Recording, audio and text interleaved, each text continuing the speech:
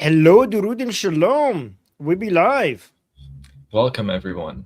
Today, I know that a lot of people are a little confused about the Memorandum of Understanding being signed between the Islamic Republic of Iran and the United States of America. We're going to clear all that up for you because it's actually not as bad as you think. You guys might be dooming in your heads.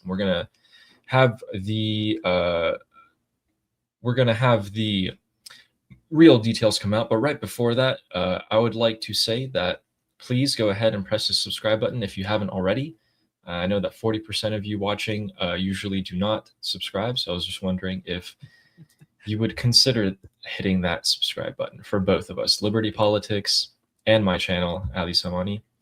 Much appreciated. And with that, let's get in. There might be breaking Oh, news that look at comes out. you, professional. You're professional now. Like that's that's good. Yeah. That's really good. Okay, okay. You know what? month I'm not. I'm starting to learn from you. I don't do these things. That's good. Thank you. This is 1 month and a half in, we're all in yeah. here. Um, Okay.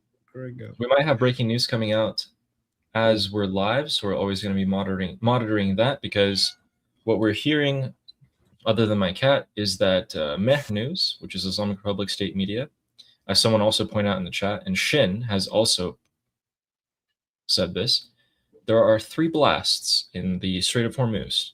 So it seems like, most likely, the Islamic Republic has yet again, for the 4th night in a row, fired upon oil tankers. I don't know why the What? United States is letting them do this repeatedly.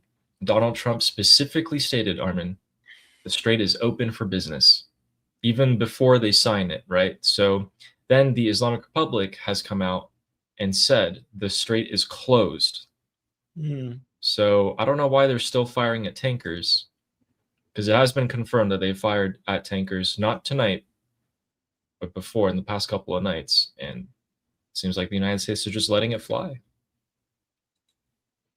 Who from the Islamic Republic is doing this? Oh, it would be the IRGC. Okay. And the Yes. IRGC give orders to Hezbollah, and Hezbollah is getting hammered yet again tonight and today. It's almost as if nothing has changed. That's really weird because, JD Vance has given a lot of interviews in the past 2 days, and every single time he says this might happen, he says probably. It cannot be stated with 100% certainty. It might. We'll see. And I'm like, what are you talking about? You have to go and just look at the Islamic Republic state media, see what they're saying. They're like, we defeated the United States. They're surrendering to us. And I'm like, and also, this is the Muslim world, guys. What kind of precedent would it be for the United States and Israel, the number one enemies of the Muslim world, to come in, win militarily, then surrender and give $300 billion to the Islamic Republic? What precedent does that set? Do you think that terrorists will start giving up in the future?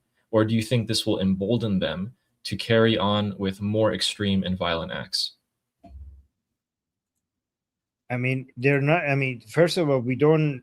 Everything that you're saying regarding what is potentially happening is based on the Islamic Republic's reporting of what's in the MOU. So we have to wait and see what's actually in the MOU. Exactly. So, guys, you hear a lot of things. A lot of things. Do you know why? Because the Islamic Republic is working overboard or overtime to push this everywhere it can, because their narrative is that we defeated the United States and that they've surrendered to us. I wonder, though, Donald Trump said that on Friday, after they sign, they will release the details of the memorandum. However, more officials, apparently a senior US official in the Trump administration, according to the New York Times, has also said that the MOU details will be released today or tomorrow. So either way, it looks like we're going to have to wait just a little bit.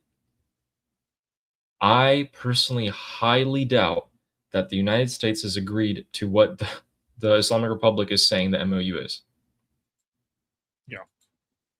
which is actually a good thing, because if the MOU comes out, even any differences from what the MOU is and what the IRGC is saying and what the Islamic Republic media is saying is going to be used by our side to like, the comparison would be really funny.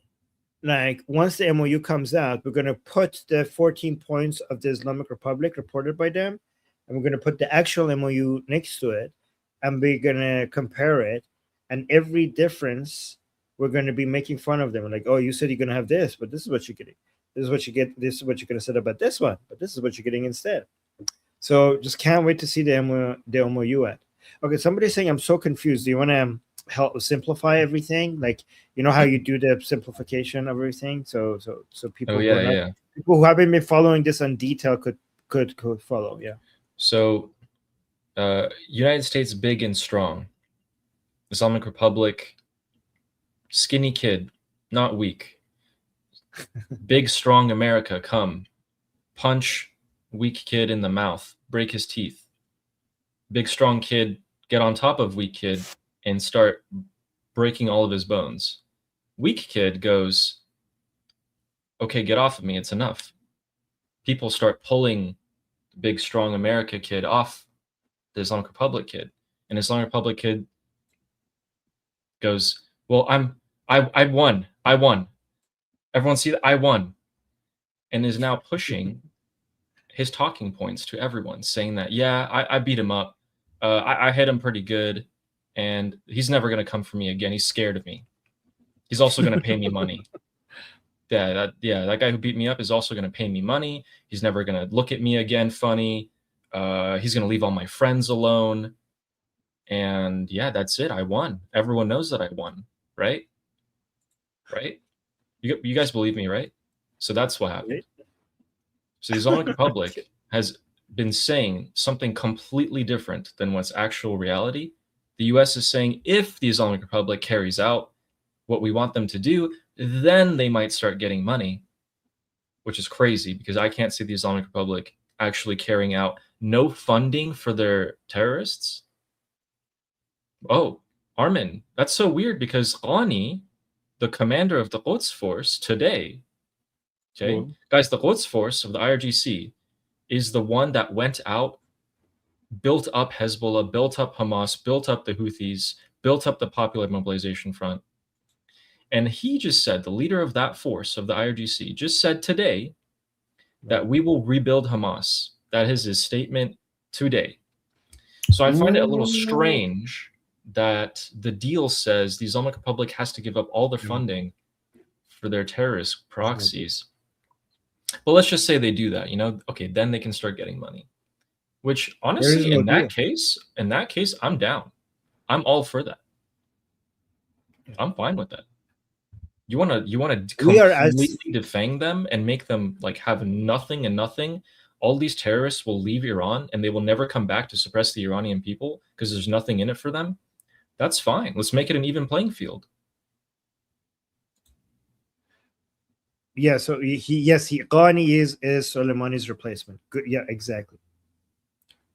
Ali, we are as far away from a deal as we have been from the beginning.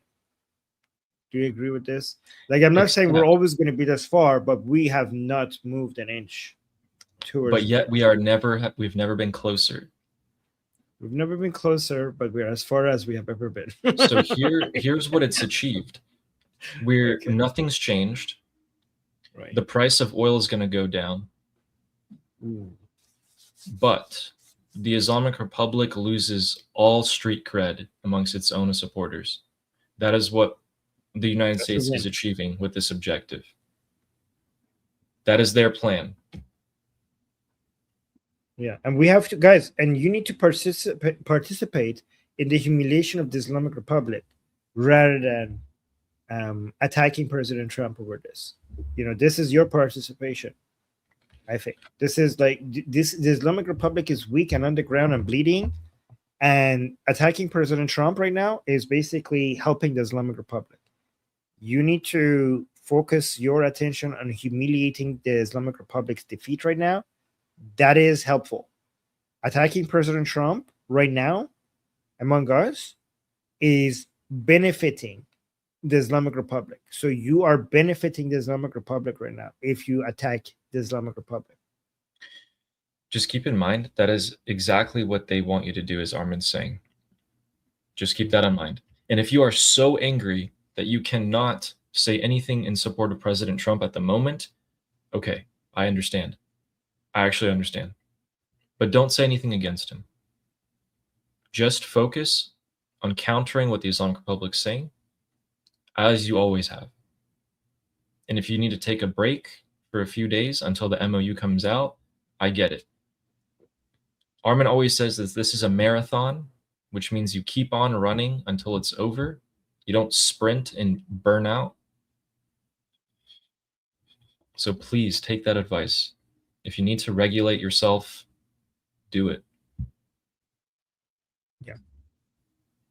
If you are frustrated, I think it's really important to, I mean, if you want to criticize or express your disappointment, then do that. But don't attack President Trump. Just criticize respectfully, but don't fight against the people who are disagreeing with you right now.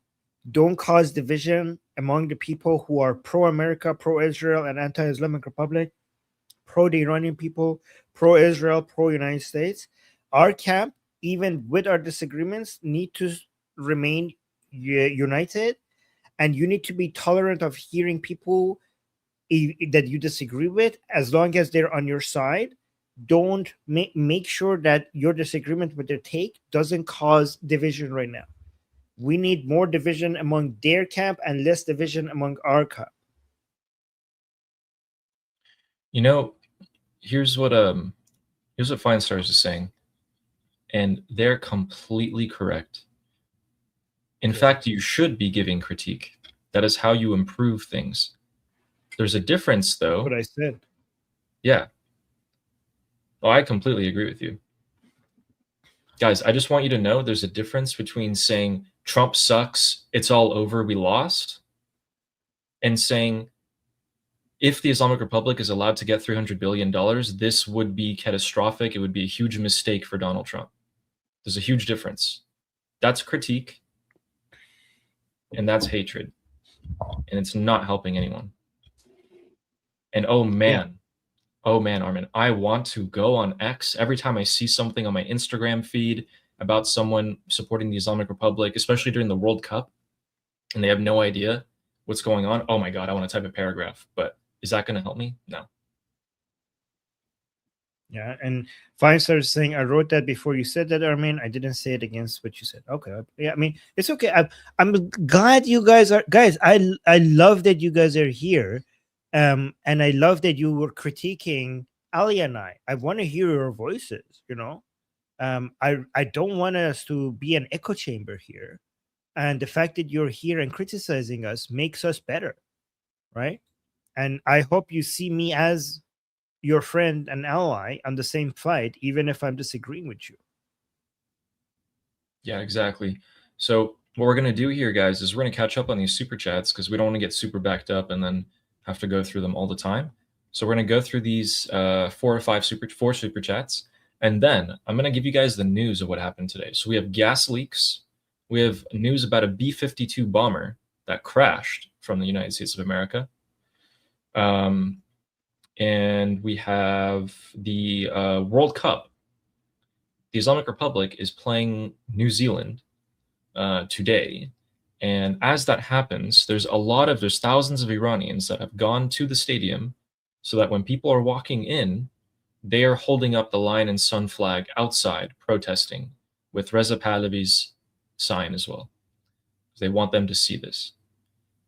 Also, quick side note, most Iranians do not see the Islamic Republic's team as their own. They hope they lose. In fact, most Iranians inside of Iran, other than the regime supporters, hope that their team loses in the World Cup and goes straight back home to the Islamic Republic that they miss so much. So with that said, Leslie became a member Well, thank you, Leslie. Welcome. Thank you, Liz. Welcome to our group. And File says, I just saw Elika Labon's new video about the deal and the brain rot in the comments about 300 billion US dollars released and my peace God. deal. It's insane. There's no peace deal. They're simply trying to agree to try to start the negotiations. So wait. We're almost at the point where we can start talking about the negotiations. Then the Islamic Republic is going to start dragging their feet about talking about nuclear. And then at some point they give up their uranium. And even then they'll start dragging their feet about inspections and getting the uranium out. Oh my God.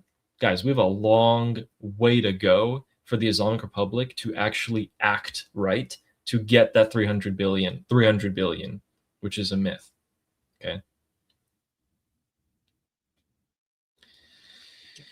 Yeah, why are these people believing IRGC media outlets? Like, ask them that. Again, by the way, we don't know what's in the MOU, and there is no deal. And even if it was a deal, it would be a, it would eventually be a surrender deal as long as the red lines are maintained. listen, What so peace deal? so JD Vance is saying, he didn't say 300 billion, he said they might have access to Gulf funded money. Persian Gulf. And we don't what? Persian Gulf. So yeah, Persian Gulf Arab countries like Qatar, Emirates, Saudi. So no. It's a That's fund. My understanding is that it's a fund for the region, and nothing is going to be given to them. There would be a fund for that for the whole region, and they might get access to it if they perform, if they basically based on they behavior. do what? If they don't attack the ships, if they stop supporting terrorists, if we make progress towards releasing the enriched uranium, diluting the enriched uranium. Basically, if we make progress towards ending the Islamic Republic, they might get access to the fund for the region. And Sarato, who's saying, no money, no MOU, no Mujtaba. People are coming up with their chants. Here, I'm going to go into the Telegram group, and I'm going to start saying that in Farsi. Actually, it wouldn't be the same, but yeah, it's a good idea. Thanks, Sarato. We got Koala Katie saying, the US gave 13 service members. That's not nothing. Yeah, no, that's not nothing at all. That's not nothing, and that's for the USA. Those men and women gave their lives for the USA. Okay, guys, I know I'm going to say this, and some people I was surprised that some people were upset that I said this. The United States doesn't owe us Iranian people anything. The United States, President Trump, is serving the United States of America as he should be. If our goals are mutually aligned and we as Iranians benefit, we should be grateful for that. But we should have no expectations of other countries doing anything for the sake of the Iranian people. The US servicemen and women are there to serve America. In the same way that once Iran is free and we have our Artesh, every single members of our Artesh, of our military, will be there to serve Iran. If serving Iran at times, I mean, often will also be aligned with Israeli goals and American goals, then we celebrate that. But Iranians will serve Iran, Israelis will serve Israel, and Americans will serve America. And you should understand that we as Iranians, if we come out and act like there is an expectation for the Americans to come liberate us, that is insane. The liberation of Iran is Iranian people's responsibility. It's the Iranian people's responsibility. If America, while trying to reach its own, for its own benefit, for its own interest, does things that benefits the Iranian people, all you do is demonstrate gratefulness, and you do not ask for more. You just, if you are trying to, you can advertise the fact that our goals are mutually aligned, but you don't, but that demonstration of our mutual aligned goals and interests should not come with an expectation for other countries to come liberate you. It should not come with that expectation. It's not their responsibility. That's your responsibility. If the Americans help, you fight. If the Americans don't help, you fight. If the Israelis help, you fight. If the Israelis don't help, you fight. If you do get help, you demonstrate gratefulness. If you don't receive help, you try to demonstrate our mutual aligned goals to try to convince people that it makes sense for them to help us. But if they don't help, you do not insult them, you do not attack them, because it's not their job to come liberate us. That is our job. That is our responsibility. Yeah, and later on at some point during the stream, I'd also like to give my criticisms of President Trump. And notice how I'm saying criticisms. Yeah. Criticism, guys, there's a difference between expressing your disagreements and being ungrateful and attacking. Criticism comes from love, from trying to advocate for better positions, and there are people you're criticizing. You are doing it for their benefit because you want them to be better. Yeah. And it's really unfair to us to say thank God as if we haven't criticized. Like this, saying thank God, as it says that comes with an assumption that this is something new. We have criticized. I've celebrated many things that President Trump has done, and we have also clearly mentioned what we don't like. One of the main things that I don't like about what President Trump has done recently is the way he talks about Bibi. Some people say it's mind games, but even if it's mind games, I don't think it's good to talk about Prime Minister Netanyahu like that. I don't appreciate the language in which President Trump has recently been talking about Prime Minister Netanyahu. I celebrate many things about President Trump and everything he has done recently, especially as an Iranian. We have benefited so much. No president in the history of the United States has done more to damage the Islamic Republic more than President Trump. And we will never forget that. Khamenei is dead. Khamenei is dead. And that's thanks to both President Trump and Prime Minister Netanyahu. We can never forget that. Never forget that. Yeah, so we will give but you at the same time, it's fair to say, yeah, go on. Sorry, go on. I cut into your... No, you go ahead. We will give our criticisms, and then we will also give you guys our praises of him. I would just like to get all my criticisms out there because I want people to know that I am not just going to, because I love both my country of Iran, not the Islamic Republic, and both my country of the United States, I will criticize them. I want you guys to hear it. Because I keep saying it is patriotic to criticize the United States of America. So somebody's saying, but President Trump promised us. President Trump promised the Iranian people that help is on the way, and help arrived. President Trump said help is on the way, and help did arrive. President Trump didn't promise you regime change. That is your job. That is our job as Iranians. Help did arrive. Help did arrive in a way that it has never arrived from any other president of the United States. Yeah, and we'll talk about that too. Jewish Samantha saying, I really appreciated how safe this space was to disagree. What did it stop being a safe to disagree? It only stopped being a safe place to disagree if you're a sensitive little snowflake that can't handle people telling you that you're wrong. Then it's not safe. If safe means your feelings are not supposed to get hurt, then this has never been a safe space. It should never be a safe space if safe space means that my feelings should not be hurt. Safe is only a safe space in that you are welcome here with your views, even if they are the most garbage views out there. You can still be here and express them, and we're not going to kick you out as long as you're not spamming. In that sense, it's a safe place to be.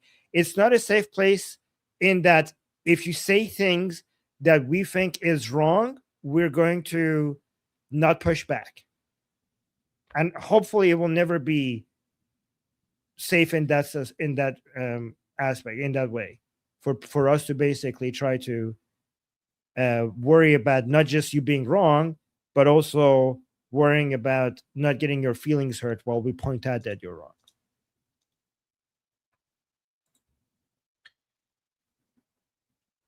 And David here is saying there's a new concern being voiced in Israel that Iran will retrieve the enriched uranium under the cover of the 60 days of the MOU.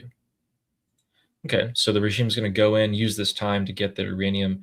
I guarantee you that if they try to get the uranium out, they're going to be hit. Like missiles are going to fly and they're going to get hit. Whoever's going to try to take that out, just that spot will be struck. Promise you that. Retrieve the enriched. Okay, wait, that is so hard to do, and they're watching that area 24/7. So I don't think you could just be like, oh, let's go get that out. That is like under, tons and tons of rubble. Like it's not going to be like a sneaky operation that they could go get that out, right? That's my understanding. Is that your understanding? Let's just say the U.S. didn't want to hit them. Okay, Israel's 100% going to hit them if they try to do that. 100%, assuming they even have the technology to bring it out. I mean, at this point, it'd probably just be easier to buy more uranium from like Pakistan or something. So this is such a disingenuous framing of what I said. It's so it's like, don't be mean to Trump, and upsets us. Inservant, that is so dishonest of you. That is so dishonest. Did I say don't attack Trump because it hurts our feelings? Have you seen the comments that I highlight here at this channel? You think this is about my feelings and Ali's feelings? I had an army, like Inservant, I had an army of people go make deep fake porn of my dead mom and send it not just to me, but my brothers and the rest of my family, of my mom who died from cancer. And those people, I still didn't ban those fuckers, the people who did that to me. The people who take pictures of my mom and then not just to me, went and sent it, like they saw that I'm really difficult to break, so they went and found my family. I had my brothers calling me, crying and telling me to Armin, make this stop. And you think I'm worried about my fucking feelings? I'm telling you, attacking Trump is exactly what the Islamic Republic wants, and I told you that. And you're making it seem like I'm saying it because my feelings, I'm trying to protect my feelings. That is so dishonest. That is such a dishonest framing of what I said.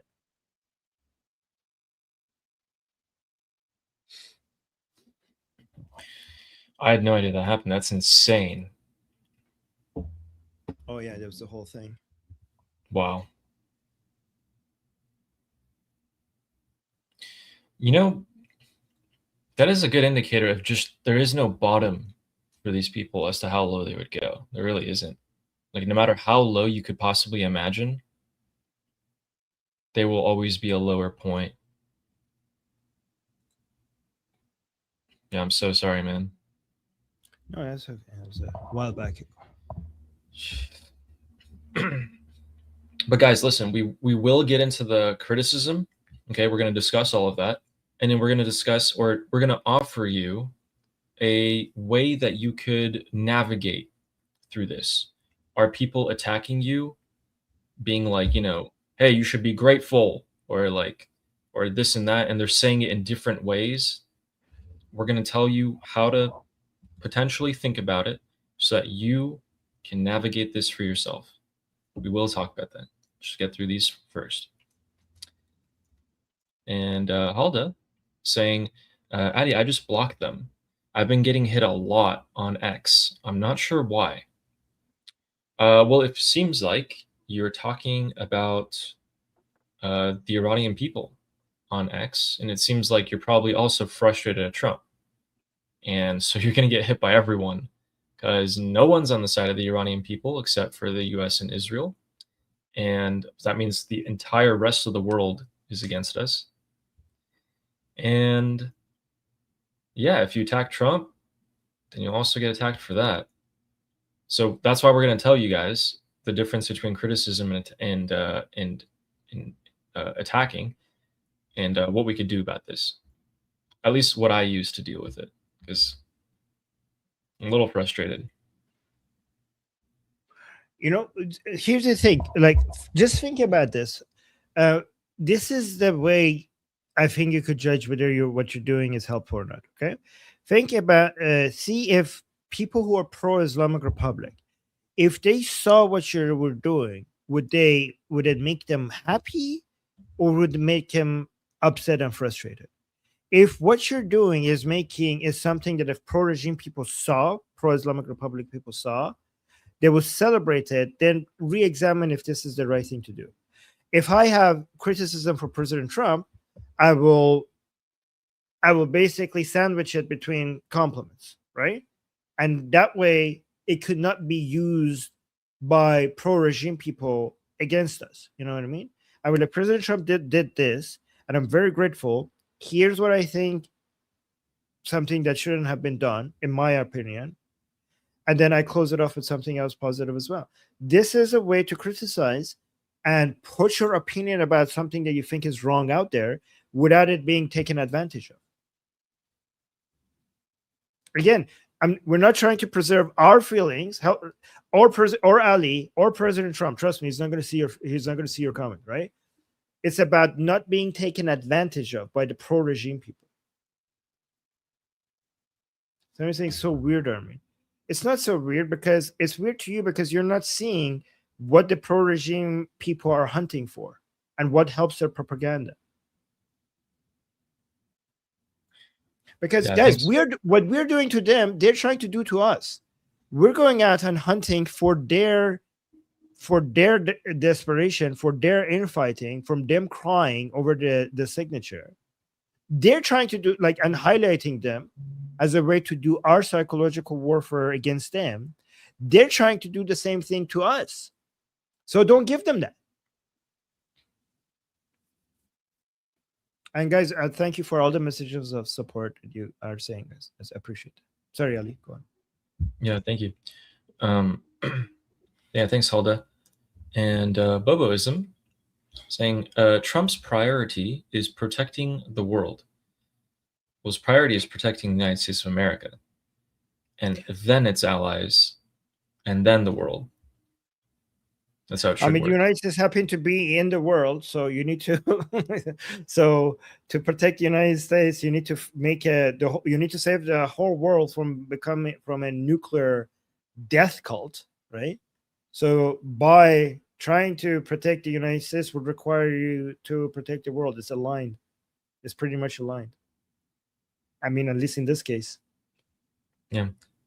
Thanks, Boboism. And we have Ida saying, I'm still stuck on how Armin says DMF. I'm sorry. Dumb DMF? motherfucker. Dumb Oh. motherfucker. The one that you don't say. She likes it that I say dumb motherfucker. Dumb motherfucker. Is he here? Okay. I think so. Thanks, Ida. Thank you, And Dan. Nail Bunny with the 10 Oh, gifted thank Liberty Politics you. memberships. Yes. What Nail Bunny, thank you so much for the gift. Also, you always criticize me for not responding to you, and then I message you, and then you don't respond to me. But it's okay. It's okay. I forgive you. Thank you, Nail Bunny, for the gifts. Yeah, thank you.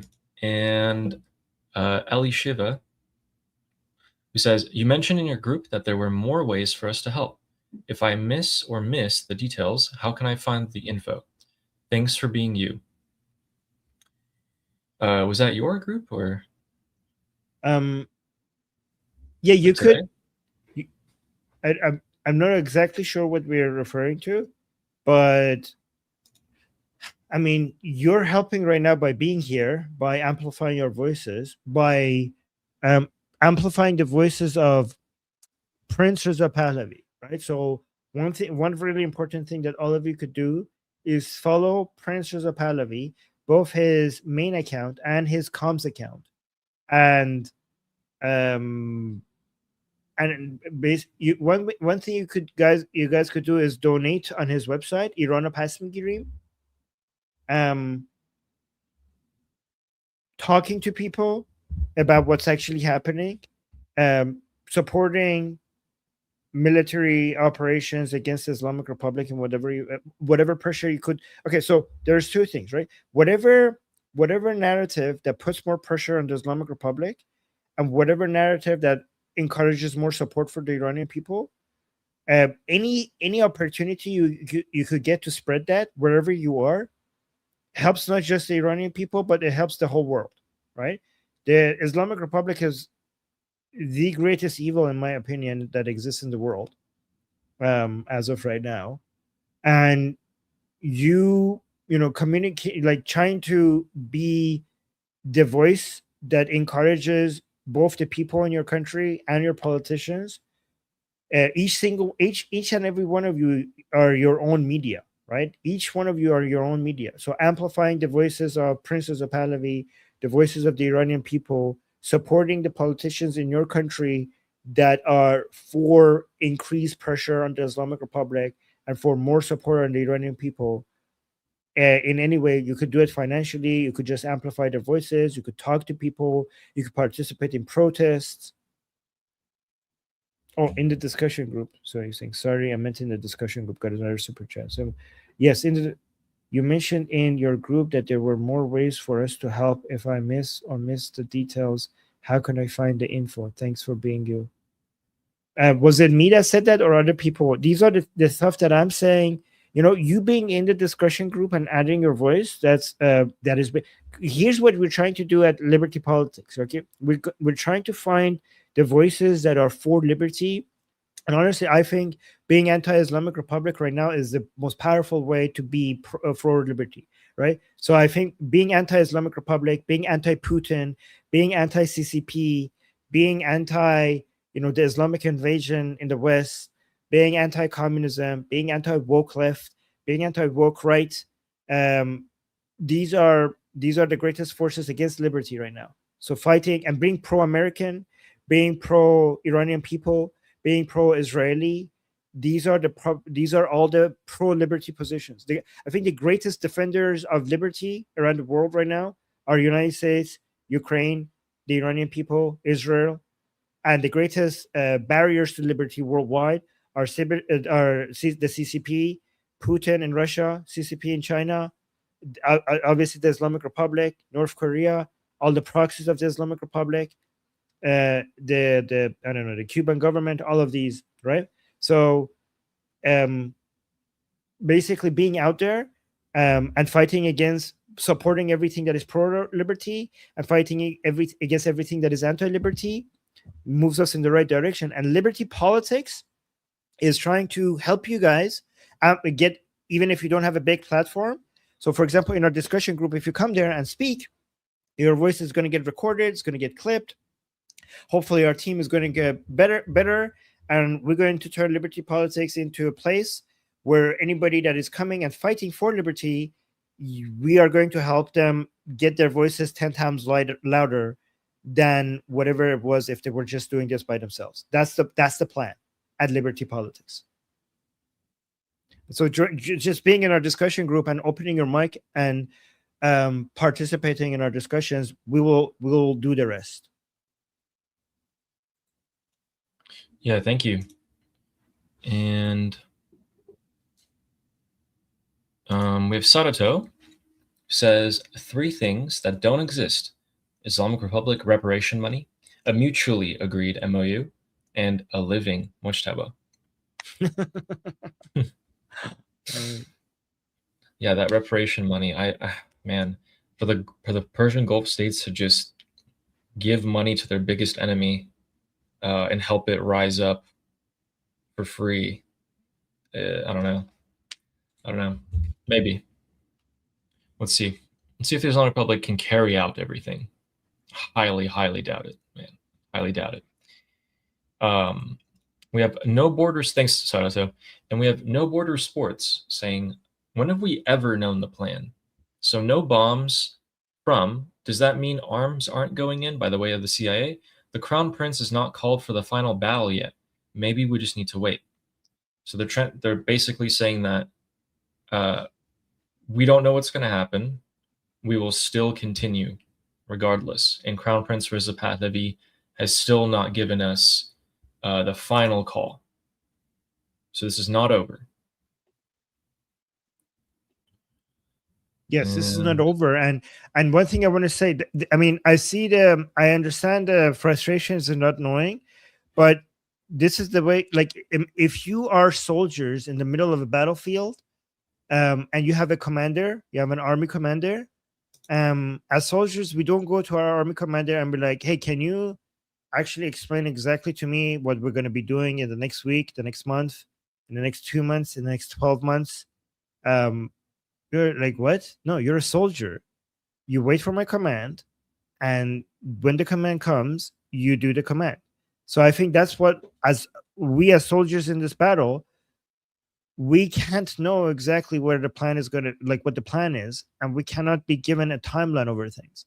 We figure out who the leader is in the battlefield, and we wait for the command, and we do it when it arrives. You know, it's impossible for our commanders to know exactly what the plan will be, because it depends on the situation and it depends on new material reality on the ground, on the battlefield, right? It's going to depend on that.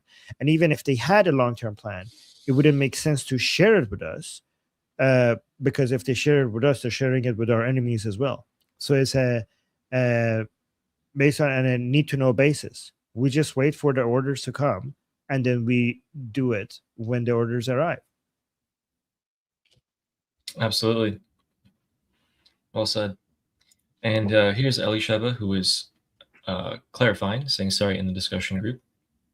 And thanks for clarifying.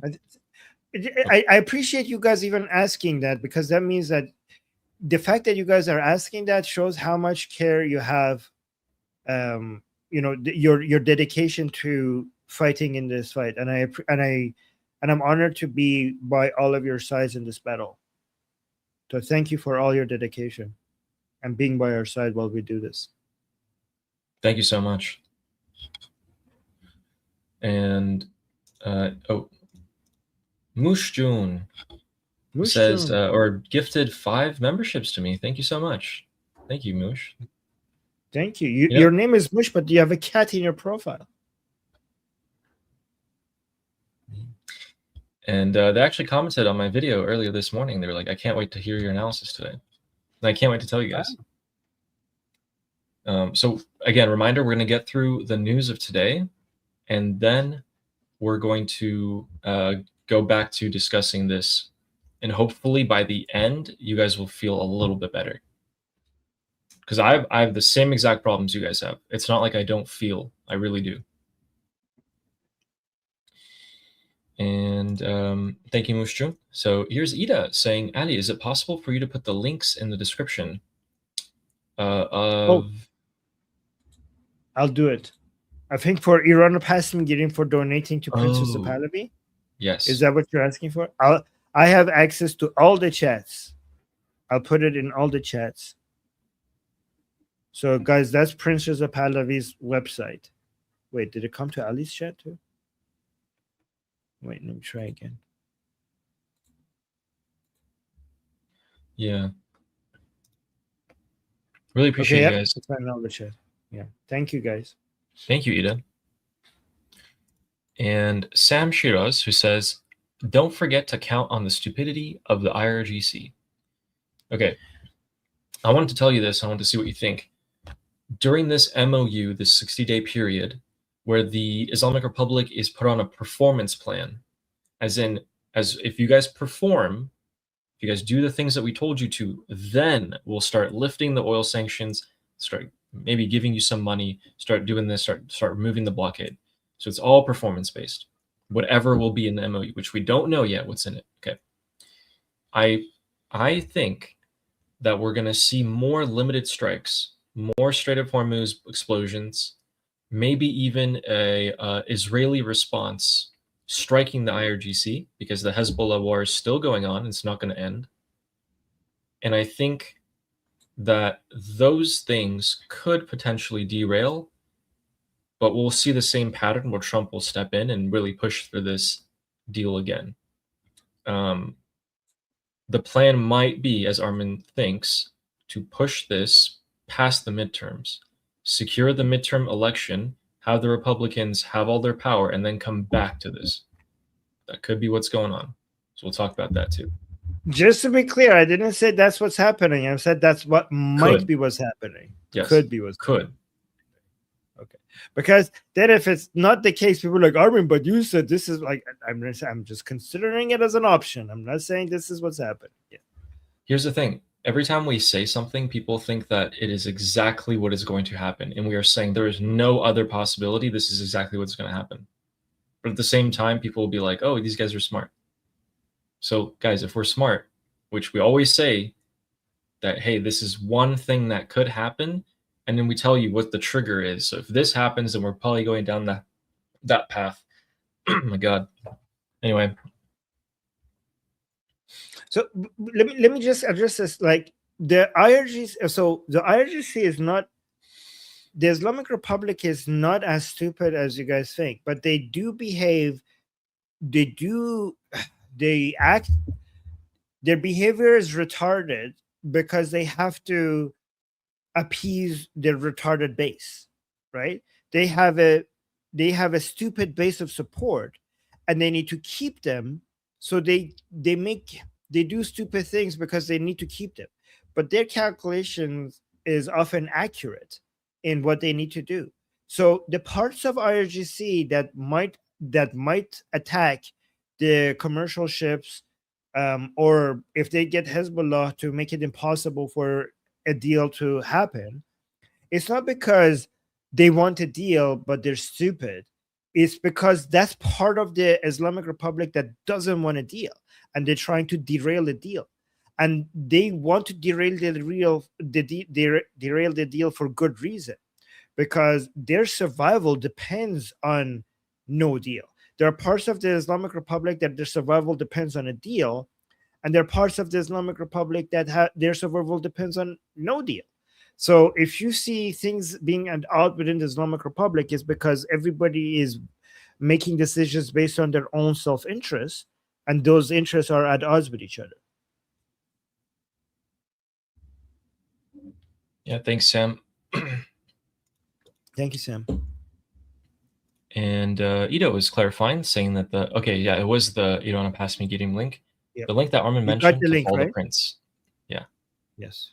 Thanks, Ida. Oh, the link that Armin mentioned to follow. Oh, so I need to also send you Princess of Pahlavi's account. I mean, it's everywhere. Like, so just search for Princess Reza Pahlavi on X, on Facebook, on Instagram, on YouTube.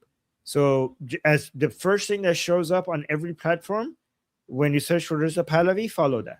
In whatever platform you're active in, just make sure you're checking Prince Reza Pahlavi's account. Yeah, he's also traveling. We'll tell you where he's going and what he's doing. So go here. All right. Thank you, Ida. And we have Sarah, who says, here's some criticism. Armin, get more sleep and stop being so nice. And Addy, get headphones where we can see your ears, goddammit. P.S. Jovicho. Yeah, get something like this. Yeah, I did order them. They're actually coming tomorrow. They're arriving tomorrow. So, guys, I am actually getting 7 hours of sleep every day. I used to get 9, but it's now 7, which is not ideal for somebody like me, but it is not as bad as you guys think. I'm just doing I cut from everything else because I don't want to cut from my sleep. One thing that I cut from, which I'm not happy about, is the number of steps that I take every day. But I've cut from entertainment, I cut from rest, I cut from family time, unfortunately, but I haven't cut from my sleep because I don't want to die, right? Yeah, or live a shorter life. Yes. You guys know there's a direct correlation between the amount of sleep that you get and how long you live? Anyway. Yeah. Didn't mean to freak anyone out. Thanks, Sarah. And Nail Bunny saying, sorry, Armin, I'm mulling over what you said. Oh, okay, good. Well, Neil Bunny, I really, really admire you. And I think it's a tragedy that more people are not hearing your views. So I hope we could fix that. And Fleshy Interloper, there he is, who's saying, they, IRGC, have not broken ceasefire yet. I mean, according to Trump's definition of a ceasefire, no, they haven't, which is to just hit each other a little bit less. Then they have not. But they're still, I mean, even tonight, they're shooting on oil tankers. The U.S. has intercepted them. That's crazy. Yeah, apparently there were sounds of blasts in the Strait of Hormuz. And if we know anything, that means that the Islamic Republic is shooting Shahed drones, and they're getting intercepted over the air. Here's the problem, okay? President Trump knows that the people who are shooting at ships are not the same people that he's doing a deal with. That's, a lot of people get frustrated with people are getting frustrated with President Trump, like, what are you doing? What else do they need to do for this to be a violation of the ceasefire? But what's happening is the people who he's talking to are against the people who are violating the ceasefire, and President Trump knows that. That's why it makes it complicated. He knows that they're split. He's playing to that. Yeah. Okay. Thanks, Flesh Interloper. Because the people he's talking to he's gonna kill. Guys, you might be like, oh no, Armin, they're tricking him. They're all in it together. The people who he's talking to, President Trump is gonna kill them. Okay? This is why President Trump knows that he's not being fooled. Because the people he's talking to, if this fails, he's gonna kill them. So that's why he knows that that they are very interested in a deal. Oh man, yeah. You don't need to trust. People are like, oh, this is so naive. Why are we trusting the Islamic Republic? You're not trusting them. You're just telling them they're gonna die if this doesn't happen. This is not based on trust. And if any of you don't believe that, every strike is always going after leadership. They have never not done that. Wyatt, who joined our discussion group today, I got to listen in for a second. Oh yeah. Saying we put too much importance on what Trump and Bibi are doing and not enough on what we can do. Maybe we can do a brainstorm in school on what we can do. Yes. So if we grow on school, this is Armin's dream. Get to be large enough of a force and to have as many incubators for thought to the point where we can have influence, actual real influence. Do you guys see when Armin went and asked people in Iran to send him videos of themselves saying arm us? Do you see how that got straight to the eyes of President Trump within 48 hours? It did. That is influence. Now imagine having all of these very motivated, capable people all working towards the same exact goal, this specific goal. That's a force.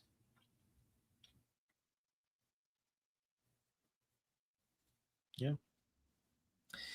Thanks, Wyatt. That's the whole point of the group that we created. We called it a discussion group so that people who don't want to basically start an army and just want to discuss, they feel welcome there as well, right? But the actual intention is for us to turn that into uh, the base of operations for actually doing things. That's the goal. Yeah, thanks, Wyatt. And Ida is saying, yes, thank you. No, thank you. Thank you, Ida. Very appreciated. And Halda saying, no, I was talking about the IRGC. The IRGC are attacking you on X.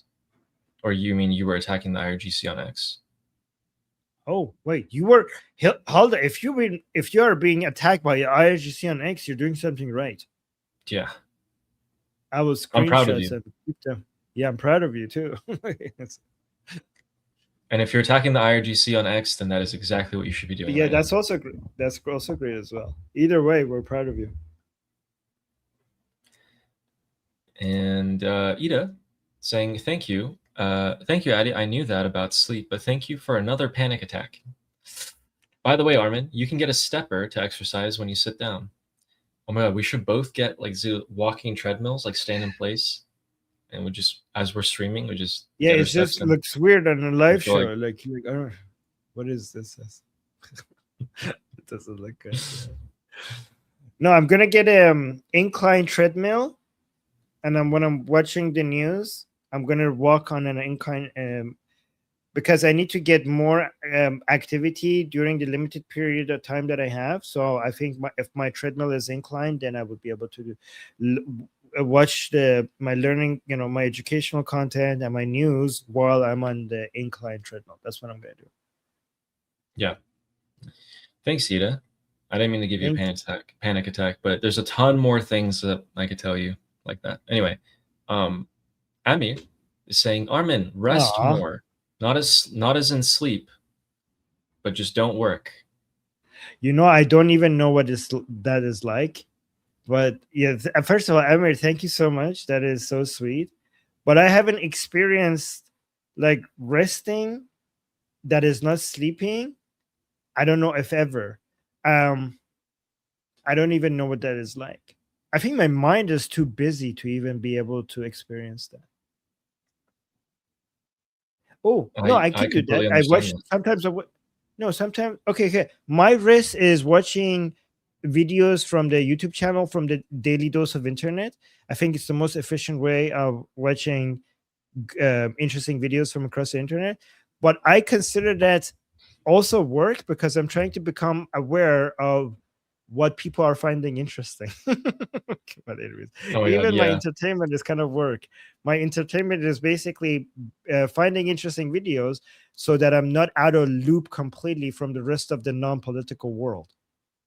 Yeah, exactly. Yeah, like I'm monitoring everything all the time, and it's like I'm like, is this work technically? Like, am I just constantly, trying to because I mean I'm trying to catch up and dang. Thanks, Amir. So concerned for us. Thank you, Amir. Thank you. And Ohana Speaks, who's saying, you think that some people in the regime will defect to Russia or China? At what point? Yeah, if the regime falls, then yeah. I haven't considered China. Some people might go to China, but I think the main destinations are going to be Latin America, Russia for the higher ups. From the people in the middle, it's going to be Iraq, countries like Iraq, Afghanistan, Pakistan, and from the lower tier, people is going to be we're stuck here. No. It's going to be the UK. No. Oh, you know what? Maybe. No, I'm just kidding. But I think for the lowest tier, it's going to be like we're stuck here, where there's nowhere we can go. We're stuck with the people. Yeah, then they'll vote for Ahmadinejad. It'll still be They're a going to thorn be, in their butt. if they're not torn to pieces by the people who get their hands on them. Yeah. Yeah. Okay. Well, here we go. Let's start off with Said Ahmadinejad talking about this deal. And Oh. this is someone who knows perfectly how people feel. Did that rhyme? Anyway. Oh, no. Oh, sorry. And then click, wait. Click the one that brings me. Oh, there you go. There it is. Okay, guys. So basically, Said Ahmadinejad is saying that if you open the strait, that is terrible. It's just going to bring us back to where we were. The only difference would be that we killed thousands of the Basij and the IRGC, that we destroyed a lot of their military and security infrastructure. We dealt them so many severe blows by killing their top leadership. We killed Khamenei.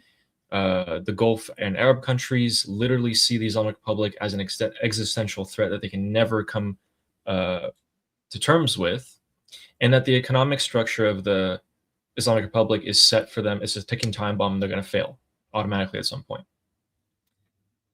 So basically, he's a little bit sarcastic at what people are saying, like doomers.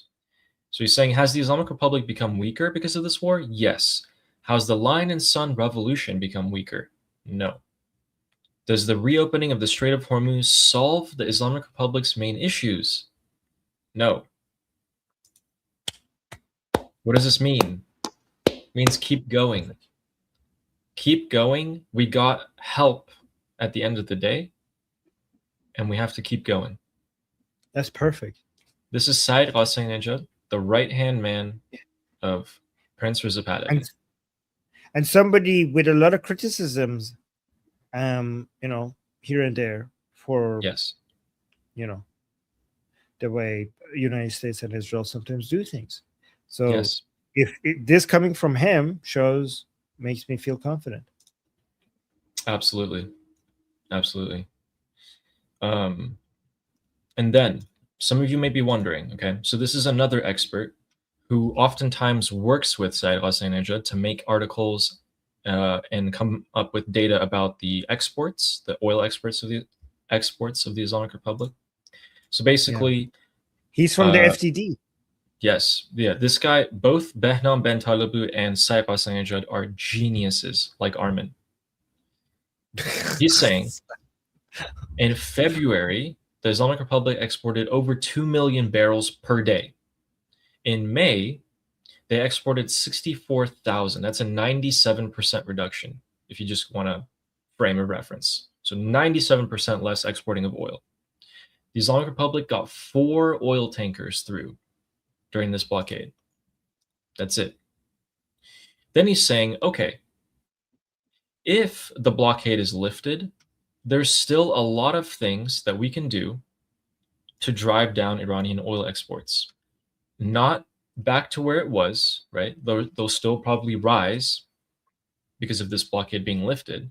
But he wants to remind you guys that in 2019, there were months where Iran exported 100,000 barrels per day. That's that's also like a 95% reduction, okay? So there's a lot of things that you can do. There's economic theory and etc. What are these experts trying to tell you? Both Said Ahmadinejad, Behnam Ben Talibu, they're telling you that the fight's not over. It's not just done. No one's lost. In fact, we don't even know what the MOU is yet. Even if the United States and Israel stopped helping us completely, we are still going to keep going.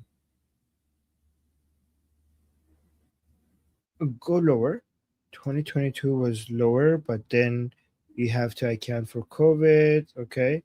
In some, trading away the blockade while an anti-American regime remains in place can only be offset by escalating maximum pressure, sanctions, and targeting the financial structure supporting Iran's ability to operate funds. So he wants in exchange for the blockade to be lifted, for the United States to start cracking down on the selling of oil by the Islamic Republic. They have shadow fleets. We know where all of them are by now. If they sell their oil, let's make sure the money doesn't go back to the Islamic Republic. That's what he would like to see. True. However, I think the priority should be President Trump. Everything that we're saying here should be done after President Trump attempts to get the enriched uranium out using a deal. I think like the priority should be just removing this card that the Islamic Republic has from their hand.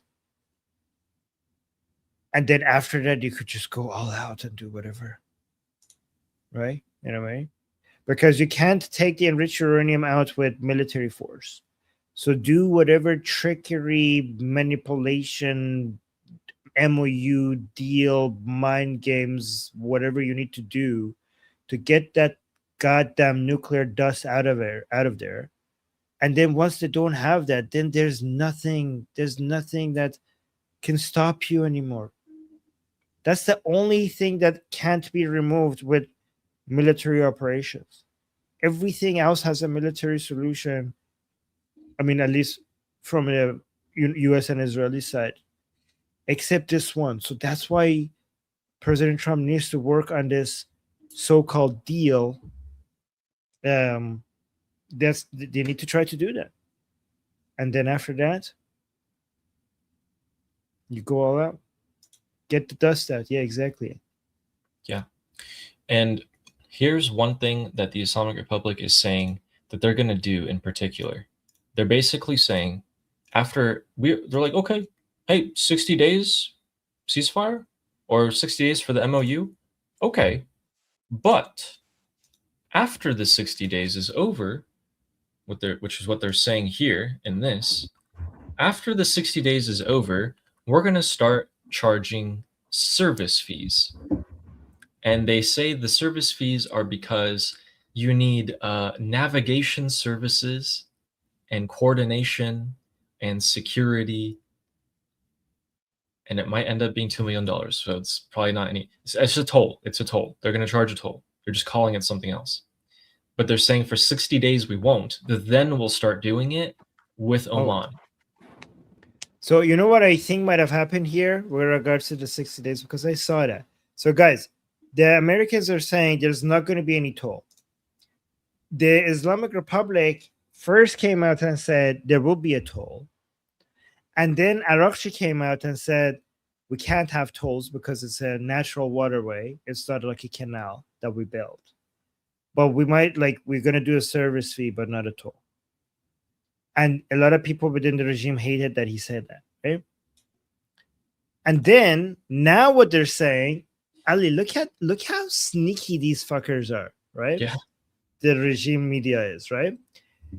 They're saying, okay, guys, the MOU is for 60 days there will not be a toll, and then after 60 days there will be a toll. Do you know what they're trying to do? Because they want the US Navy to lift the blockade and go home at the end of the 60 days. And then they're saying, okay, after the 60 days, then we'll charge the toll. But I think you were going to say something different. No, I'm saying that this is managing the expectations of the pro-regime people. Because I think these people know that they're not going to be able to collect a toll. You know why? The MOU cannot have. This is a lie. They're saying that in the MOU, there's an agreement for the Islamic Republic to collect a toll after 60 days. Do you know how I know that cannot be in the MOU? Because it is not up to the US. This is a global thing. The Strait of Hormuz is not owned by the United States for the United States to be able to give that right to the Islamic Republic. This is an international waterway. The United States couldn't even. The United States would be violating international law if we're like, hey, okay, I'm going to give you that in this MOU. The rest of the world are like, what the fuck? Like, what are you talking about? This is not even yours to give to the Islamic Republic. This is it. Okay, so that is not in the MOU.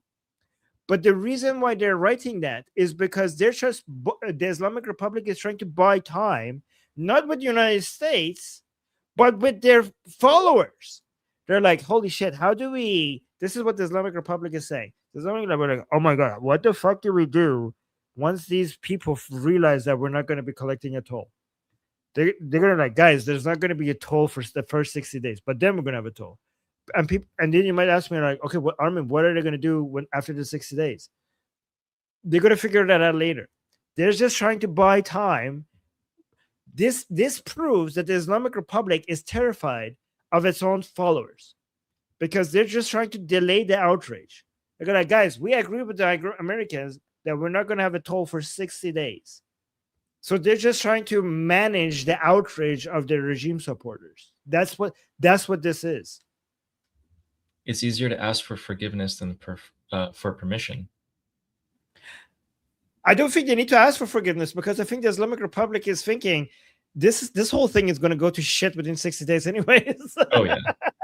Like this is going to be there. Like we're going to have bigger problems to have to deal with in 60 days. So... I just think it's so funny at how stupid they think the US is. They think the US are idiots because they literally are saying, hey, you guys need to remove the blockade and pack up your troops and go home within the 60 days. Oh, by the way, after the 60 days, we're gonna charge tolls. It's like, oh, you're just gonna wait for them to go home and you're gonna charge tolls? But Ali, they don't think the United States is stupid. Okay, they think their followers are stupid. Like this is not for the Americans. Okay, the audience for this is not the Americans. The audience for this is their own retarded fan base, which they are correct to think that they're idiots. I mean, half of them at least, yeah. They are idiots, but here's the thing: they're slowly waking up. Slowly. Yes.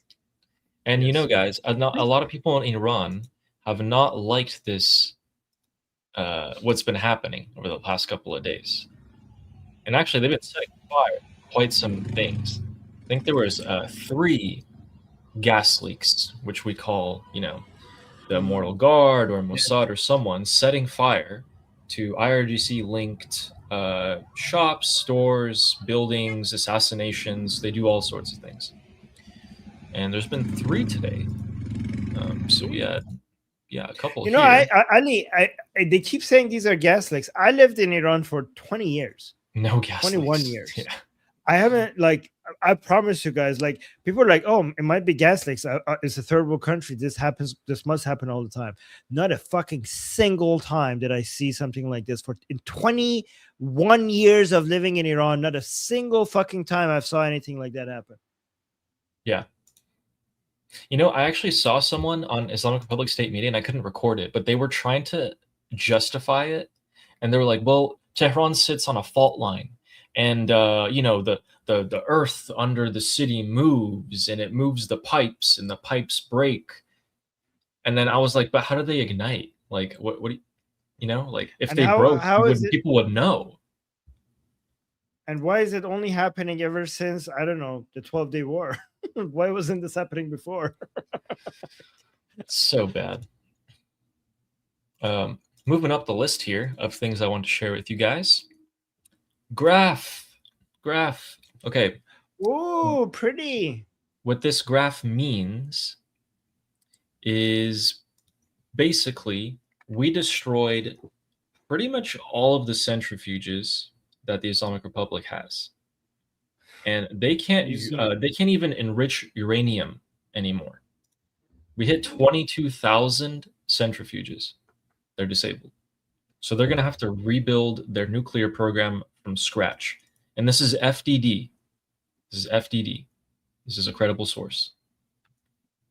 So basically, and then they also finished their report off by saying that we would like the IAEA to go and verify, which, screw the IAEA, what have they ever done here? But yeah, another graph here. This is what the traffic of the Strait of Hormuz used to look like. And then we can see when the blockade came into effect, that traffic trickled down. So even with the United States sneakily escorting ships through, You can see that there's like tiny little spikes all the way down there on the right side, and that was it. So, by the way, the Trump administration is saying that during this 60-day period, which they're saying the Strait of Hormuz is going to be completely open and free, you know how many ships they're saying they're trying to get through per day? 20 to 30. Now that's, that's just words. Let's see what happens. But 20 to 30 means that this graph is going to stay at the bottom right there. It's not going to go up at all. You're actually going to come down to about here. So where the biggest spike on that bottom right is, you're going to go up to there. That's going to be the new baseline, apparently. I don't know. Nothing here is really making sense. So this is why we have to wait and see. I don't know. It's so much ridiculousness. So yeah, exactly. Saïd Najad here with some criticism saying, all right, you guys are saying that the MOU signed. You're saying that Vance literally signed it digitally. Ghalibaf signed it digitally. Why is the strait not open? If you guys signed it, why is it not open? And also, if you signed it, where is it? I can't read it. I don't know what's going on. Yeah, they said they're going to give it. They release it after the ceremonial signing on Friday, right? Yeah, and I also heard that they're going to sign it or release it today or tomorrow as well. So anywhere between now and then. Okay. My God, I can't wait for the ceremonial signing. I want to see a picture of Ghalibaf. Do you think we're going to get a picture of Ghalibaf and JD Vance in one frame? I think so. Oh my God. I don't know if we're going to get that, but if we get that, that would be glorious because that would. Can't wait to see the outrage from the regime supporters if that happens. Yeah. You met with the murderer of our supreme leader. Shame. Yeah, guys. So apparently there's a signing ceremony which the Arakchi Ghalibaf team was really trying to avoid. They were trying to only sign it digitally because they don't want the humiliation of going out and signing an agreement. Because from the regime supporters will see that you actually went and met and signed an agreement with the people who killed our supreme leader. So the Islamic Republic was really, really trying to avoid the signing ceremony, but I don't know why the Americans apparently are insisting that no, you get your ass fucking here and you're gonna sign this here. Right? So hopefully, guys, hopefully we'll see. You reminded me of something. Yeah, hopefully we do. But also, okay, this MOU, this plan. Should we smile? This plan. No, the reason why he says that he's saying Ghalibaf is next to JD Vance, like smile for the camera, because that picture is going to be worth billions of dollars. Look, this plan is actually being pushed to be a Vance plan. They're trying to call it the Vance plan. So Trump is actually the reason why he's sending Vance over to sign it in person is because he wants this in case it blows up, which Trump thinks it will, because he's not trying to take credit for it. He wants Vance to take credit for this plan. So it's interesting, right? He wants Vance to take credit for it so that if it blows up, it's also Vance's fault, not his. Which, I mean, he's going to get blamed no matter what. But anyway, look here. I mean, I want to show you. You really think so?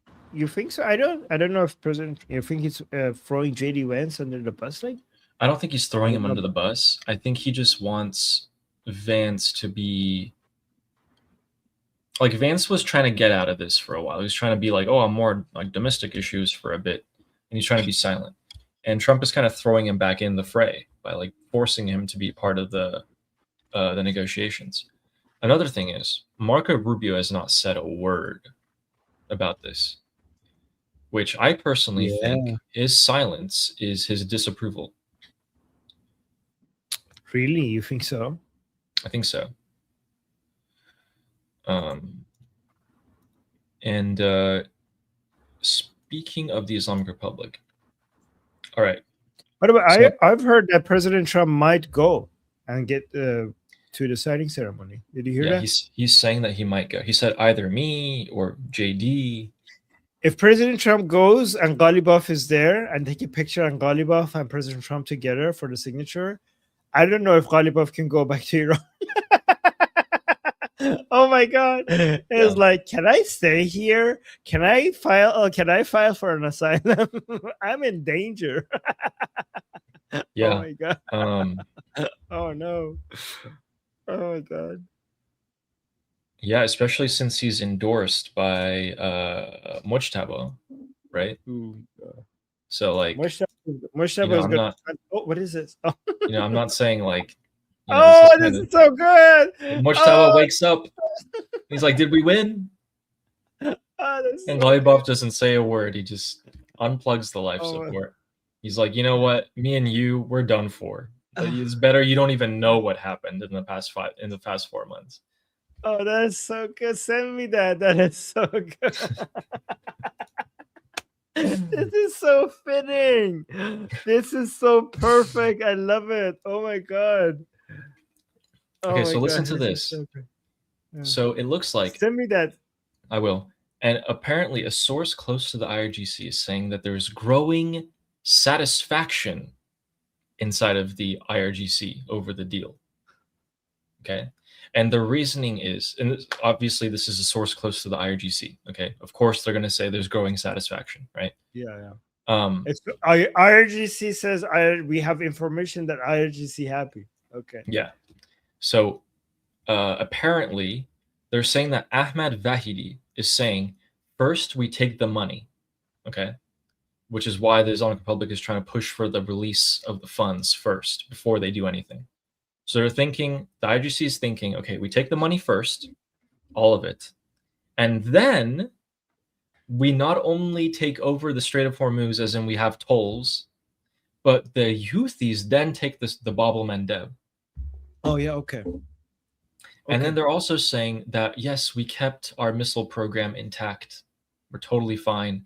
All of our terrorist proxies are fine. They're all intact. And we're going to make hundreds of billions of dollars off the Strait of Hormuz tolls. So The money is dependent on behavior, though. Like, what do you mean we will first take the money? First, you have to do something. I mean, I don't know if this is. We have to see the MOU, but no, Armin, nothing it's is going to over. be We released. lost. Oh, we lost. Okay, no, We lost. we lost. And Ali, my question is that all of this time, if these fuckers could close bubble Manda, why have they why haven't they done it already? We're like, oh guys, let's do this and then we will close the bubble Manda.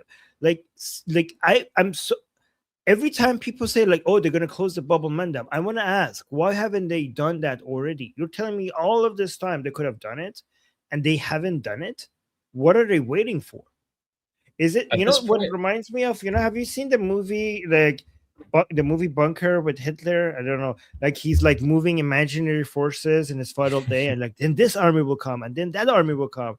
We were like, that doesn't exist. Or like, no, but then will come from here. Like I feel like the Islamic Republic is getting to that stage of denial. oh yeah, I mean, if this is that true. that river in Egypt. So listen, Crown Prince Reza Pahlavi, he's going to London. Ooh. He's going to London tomorrow, and basically, the Parliament of the United Kingdom is going to sign this or have a debate about national security on Wednesday, which is 2 days from now. Prince Reza Pahlavi is going there tomorrow, and he's going to talk to them about national security. So we can take a guess here as what he's going to say. He's going to say, you guys are the only country that hasn't designated the IRGC as a terrorist organization. That is not good for your national security. 100% going to say that. And then he's also going to tell them, I talked with your members of parliament 40 years ago, and I was warning you guys about the threats of Islam, about extremism Islam coming to Europe, and you didn't listen to me. Listen to me now. Is this the first Islamic country Princess of Pahlavi has been traveling to? Yes. Oh my god. Historical event. Londonistan. So yeah. Also, did you hear about the B-52 bomber that blew up today? They shut it down again? No, so it was taking off, I think, from a base in the United Kingdom. And well, shortly after it took off, oh no, sorry, California. Wait, what? After, yeah, so it took off. Wait, can I see the caption? Yeah. Large, the B-52 Oh, Stratofortress B-52. I had a heart crashes attack. I thought you near said Edward. B2. No, Okay, B-52. okay. Yeah, these are massive planes, and it Oh my basically tried to God! You know take what's off. gonna happen? The Islamic What? Republic is gonna say it was us. Oh no! Oh no! The Islamic Republic is gonna say this was us. Oh man, I feel like that's a step too far right when they're about to sign. But I mean, hopefully. Oh my God! So yeah, this thing blew up completely. Anybody hurt? Yeah. Oh shit! Really? Yeah. Injured or dead? Well, there's 8 crew members, and that's what the Oh remains look shit! like. So yeah, or 9. I guess there were 9. People are saying 9, Wait, 5. really? Usually they're manned by 8-man crews, and Fucking hell! they haven't released the info. Which, by the way, if a service member uh, is passes away, they don't release any info on that within 24 hours. So it seems like these 8 people, unfortunately, may have lost their lives. I'm sorry. I'm sorry. Yeah. God So this damn. was in California. Jesus. Yeah. So I'm going to show you guys 2 quick things back to back. We have the Shah. Okay. And he says, Very good. So he says, this one that sorry for your loss, Americans, of course. So sorry. But yeah, go on, sorry. so basically he's saying that any deal with this regime will fail. This guy knows the regime better than anyone outside of Iran. He's making this statement. We are all followers of him. I completely believe him. I would have thought this regardless. And so I want to bring you guys to the attention of a legendary post that is many years old now. A post that was retweeted by by Elon Musk and liked. Let's play this. I'm a political refugee from Iran. I'm a political refugee from Iran. I've been to prison. I've been under Islamic law, and I know how it starts and I know how it ends. And it always starts with for some reason, unity of left and Islamists, and it scares me. So I came here to be free. I chose Canada as my second home to live in a free country. And I'm beginning to get really scared because the way things are going, it looks like they're going to basically appease Islamists just to not raise any ruckus or something. They're just going to appease them step by step, and they're not going to stop. They see it as a sign of weakness, so they're going to take more and more, and I'm against that. How many years ago was this? This one I 6, 7, 8, could be 15. I don't know. This is a while ago. Yeah, this is a long time ago. And he was right. Yeah. The left and the Islamists. It's happening today. You know who first warned the whole world about disunity? Who? Mohammad Reza Shah more than 50 years ago. Oh yeah. And he warned about the Palestinians. Ago. Yeah, 50 years ago, before anybody understood what the left and Islam alliance is. He came out and said the unholy alliance of the red black alliance. Yeah. Shah, yeah. Yeah. The world So- didn't take him seriously then. They had no idea what he even was talking about. And now everybody knows what he's talking about. 50 years ago, like everything that is happening in the UK, in France, in Germany, Sweden, Canada, United States, he talked about it 50 years ago.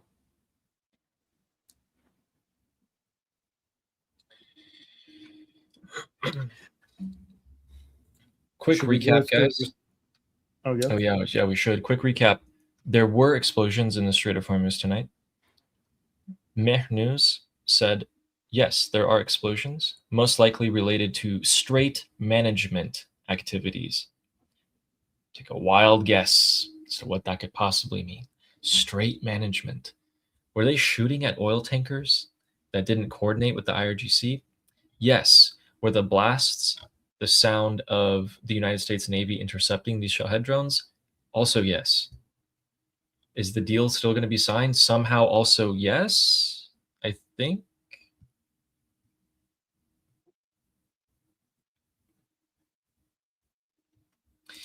So here we go. From Kessler, says, from Johanna, is there any update from the oil spill from a couple of weeks ago? Thank you, and hang in there. God bless you both. Thank you. I'm going to burst your bubble. Not only was there the oil spill over like a month ago from Karg Island, that oil spill washed up on pretty much exactly the marine animal wildlife reserve Ooh. of Saudi and Kuwait, or sorry, not Kuwait, Saudi and the Emirates and Qatar. So that happened. Also, every single ship that has been targeted by the United States Navy is leaking oil. They get hit in the engine room, and that oil starts leaking from their fuselage straight into the Gulf for days and weeks. So yeah, sorry to burst your bubble there. Oh my That's god. the update. I didn't know that. Yeah, there's satellite images. If you take a look at the oil tankers that have been hit, yeah, there's just a trail of oil from those ships. First of all, they're not moving anymore, but the water around them is, so it's easy to see that oil just drifting off over the course of days. And Fleshy Interloper saying, how long to clear tankers? Only the Islamic Republic moving ships now. Not true, because if they were the only ones, they wouldn't be shooting Shahed drones. But how long? Oh man, here's the thing, right? President Trump or the Islamic Republic can declare the strait open as much as they'd like. The only ones who will decide whether the strait is actually open is not Trump or anyone. It is the private sector. It is those ship owners and those companies who will determine if the risk is enough to take to start crossing the Strait of Hormuz. That is it.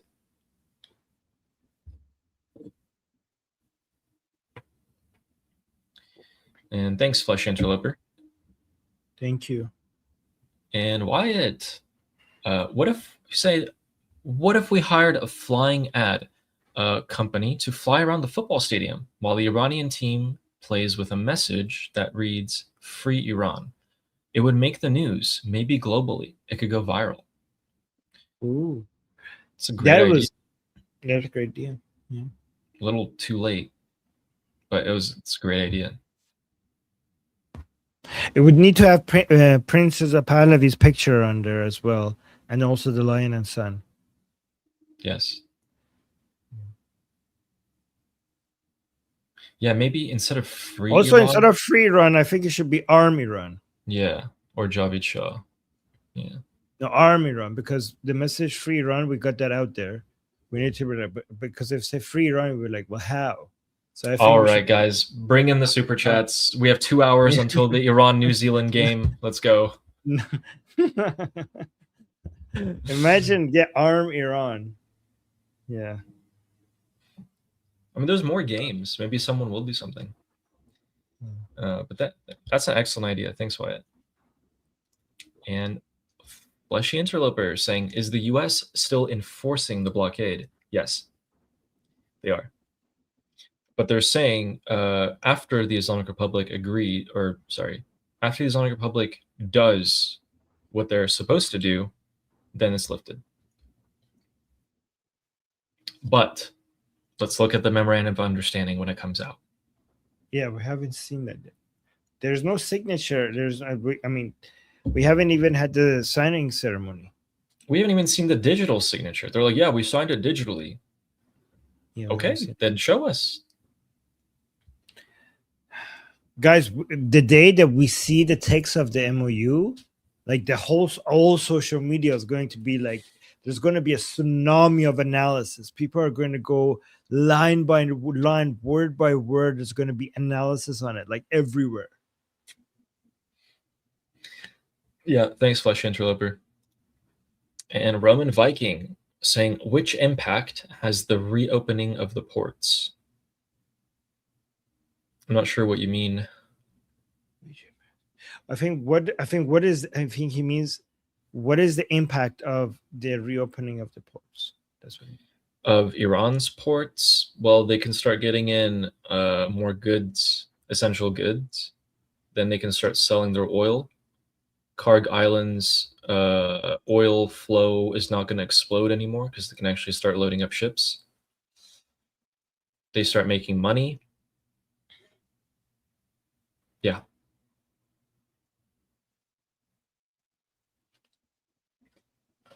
They're gonna. Well, I mean, the main impact, if the blockade is going to be in response to the Strait of Hormuz opening, okay, the main impact that we have to be pushing for is the pro-regime people knowing that they have been betrayed by the regime, because they have been insisting on not opening the Strait of Hormuz and punishing the world for killing the supreme leader, right? So if hopefully the Americans will not remove the blockade until the Strait of Hormuz is actually opened by the Islamic Republic, hopefully. And if they don't, there's fair criticism there, right? And if we actually get confirmation that the Islamic Republic has officially let go of the Strait of Hormuz, then we need to, especially on the Iranian side, in Persian, we need to do maximum damage by humiliating the Islamic Republic and causing maximum disappointment and loss of faith from the regime supporters regarding the fact that they didn't want the regime to open the Strait of Hormuz, and they did. That's the most important thing that we could do, especially Iranians on social media. Yeah, and after we read this last super chat here, or this last two ones, Nifty, Sadato kindly pointed out that Nifty has come out with a statement about the MOU. So we'll take a look at what they say. Oh, wow. Okay. And Saber Coaching saying that Vance was pushing for a deal before Islamabad. Yeah, and he's still pushing for it now. He's come out with multiple interviews, and he's heavily pushing it. That's all he's talking about. And yeah, people are making memes about him again. They're putting him in IRGC uniforms, and yep. Anyway, which is not helpful, I think, right now. Yeah. I mean, I have my criticisms for Vance right now, but I think that we shouldn't. We'll keep the criticisms, but I think the attacks is now not helpful. Yeah. Thanks, Saber. And Hamid is saying, you're always making excuses for Trump's betrayal. This is what's happened. US just can't accept a strong Iran. So that's why they negotiate with the FN IRGC. The United States saved IRGC from revolution. Why wouldn't the United States want a strong Iran? A strong Iran that is an ally of the United States would benefit United States. Why wouldn't they not want that? It would be a win-win for them. In fact, it's completely in line with United States' interest to have a strong Iran that is an ally of the West, especially now with the Dundro Doctrine, with United States. I mean, this is not just the Dundro Doctrine. The United States, over the past couple of decades, has tried to get other countries to take more of their security responsibility seriously in their own region, so that their responsibility is not resting upon United States military shoulders only, and the United States military is not the only one globally providing security. United States interest is to, in the short term, try to figure out a way to encourage other countries in every region to be responsible for the stability in their own region, so it could focus more on China and also its own hemisphere. So this would be completely in line with U.S. interests for Iran to turn into a strong country that would be a source of stability in the Middle East, so the United States could spend less of its resources in the Middle East, especially if it becomes a country with a state that is also an ally of Israel. It would be the biggest win, one of the biggest wins for United States agenda, especially for the upcoming Cold War with the CCP. United States doesn't want to be tied. Would love to get a lot of its military resources freed up from the Middle East and focus on China. It would be very much in their interest. It's completely in line with what would be the best benefit of the United States. A strong pro-American state in Iran, and pro-Israeli that is also an ally and working with Israel. That would be a dream come true for the United States.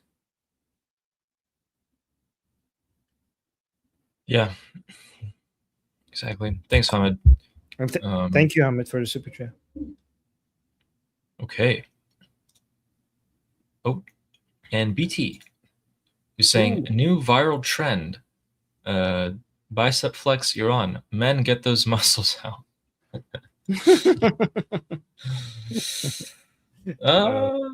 Yeah.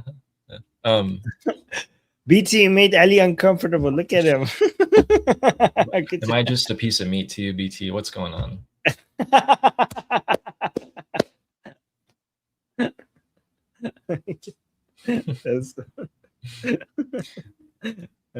Maybe in the group discussion. Oh, wait. No, I'm kidding. Nervous laughter. Yeah, exactly. Anyway, let's get that disgusting comment out of here. Oh. All right, so Nufti's come out with a statement, and Nufti's basically saying that I think it's like 4 pages long, and I know you guys can't read this, but I'm just gonna read real quick. Oh, they actually highlighted the most important parts. Okay, this is the greatest moment of weakness in the Islamic Republic's history. A pause must not be allowed to become a recovery. No agreement that provides the Islamic Republic with a lifeline, financial or otherwise, can be truly beneficial for the United States and the rest of the free world. Yeah, every dollar that reaches Tehran is a dollar that goes to the proxies, the weapons programs, the security apparatus that suppresses the people.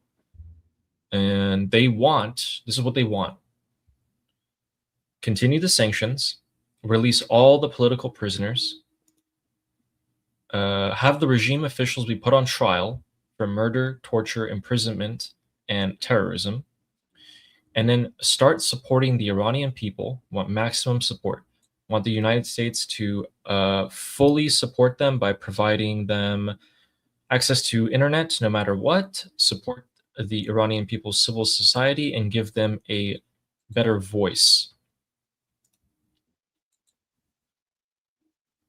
And they end it by saying the world will fail to benefit from any deal that does not include these measures.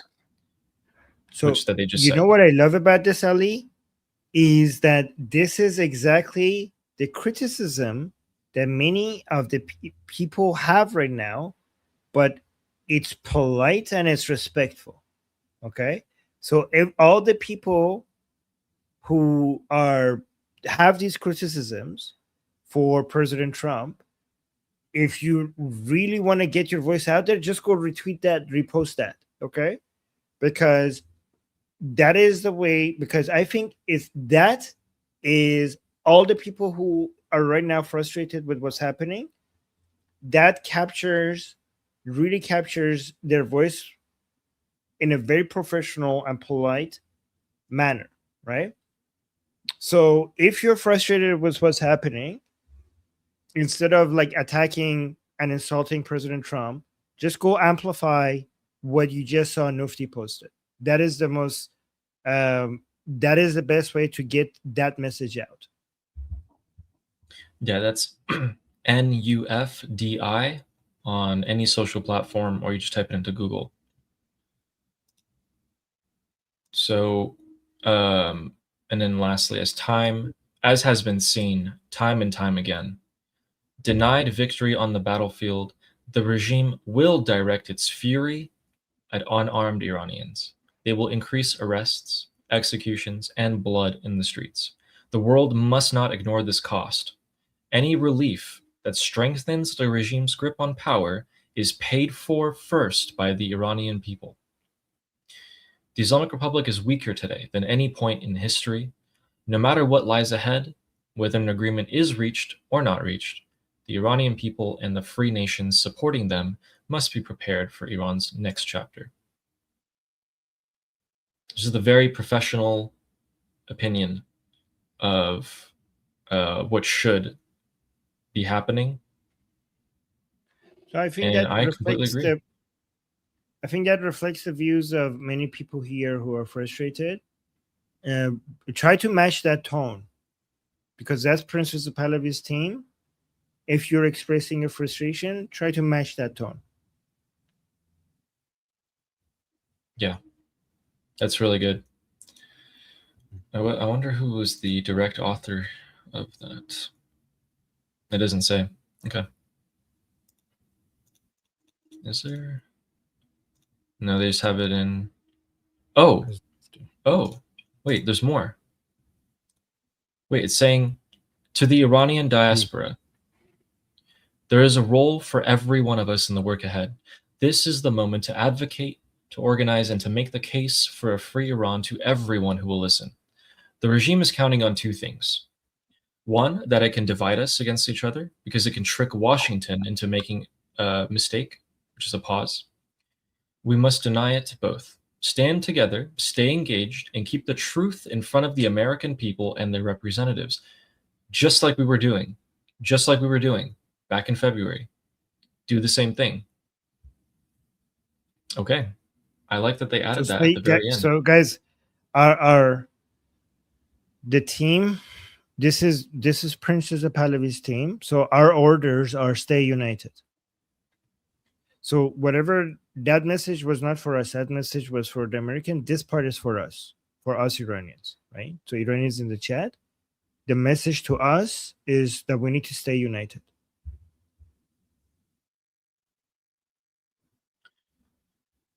Yeah. Yeah, that's great. Thanks, Sato, for pointing that out. Thank you, Sarato. Thank you, Sarato. That's a good find.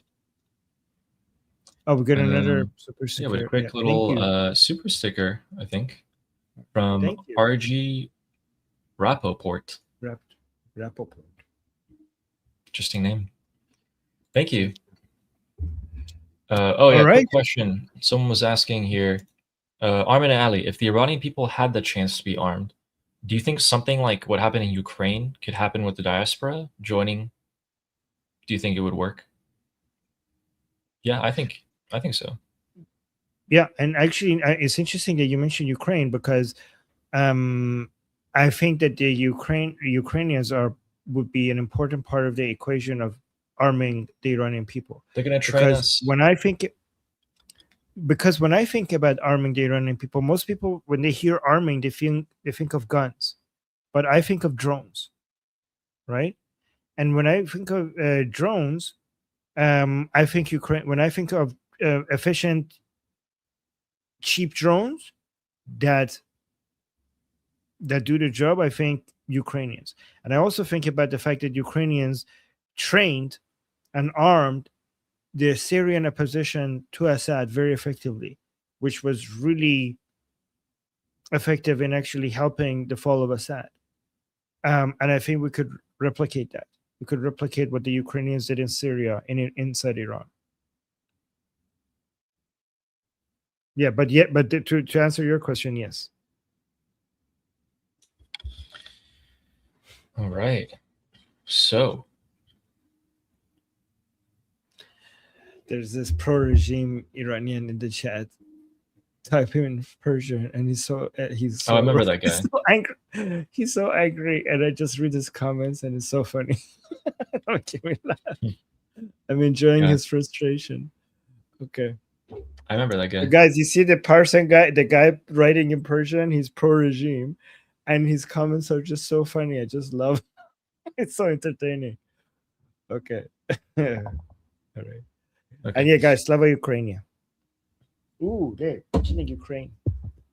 Can't mention Ukraine without bringing out the Ukrainian flag. Okay, so criticism, don't just hate, criticize constructively. You guys just got a perfect, like anytime you would like to respond to someone on social media and you're angry, keep in mind Nifty's post that they just did. They put it perfectly. Remember, the IRGC wants you to be divided. It's not playing to their hands. Perfectly said. All right. So, do you have any more updates? Are we good? I think we're good, right? Yeah, that's about it, except for this one quick picture. If you guys want to see this, this is what the stock market looks like in Tehran right now after the announcement of the deal was made. And this is what the stock market in Israel looks like after the announcement of the MOU was made. Interesting.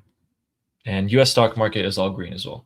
So US stock market is just going up. Like, you're like, what? US stock market is like, is there war? What? Oil prices? What are you talking about? yeah. I don't know what the US stock market is. Just like, I only know one way. It's, and that's up to the moon. Yeah, to the moon, literally. I mean, but guys, remember, Israel, that doesn't bring that back up. This is not, Ali, this is not a good representative of what's happening, okay? Because these are the stock markets of these two, countries in one day, a snapshot in one day. What you need to look at is year over year. A day change, it doesn't tell you fucking anything about what's happening. Look at the stock market in Israel year over year, and look at the stock market in Iran year over year, and then get back to me. Yeah. So, quick recap. Hezbollah is being hammered by airstrikes and artillery. The IDF has scaled down their activity slightly. Benjamin Netanyahu has come out with a speech today and is basically saying that he has dedicated his life to stopping the Islamic Republic from having a nuclear weapon. He will continue to do so, and he will also fight against all of the threats in the region, and he will also make new allies in the region. So it looks like the Abraham Accords are probably going to get pushed up to the priority list. And he's still under heavy fire. Netanyahu's still under heavy fire. The Strait of Hormuz is still hearing explosions, so it looks like these oil tankers are not going to be flowing just yet. The Islamic Republic will not be given money until they complete their end of the deal first, as confirmed by JD Vance, who's the proponent of this deal. And because Hezbollah is still getting hammered, look, the IRGC might respond to Israel, which would, cause Israel to respond to the Islamic Republic.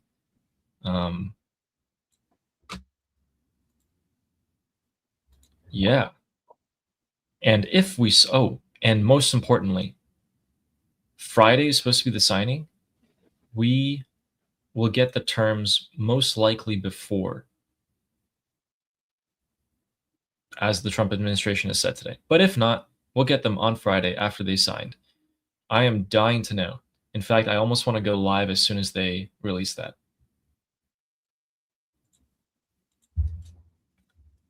So, yeah. Right. So,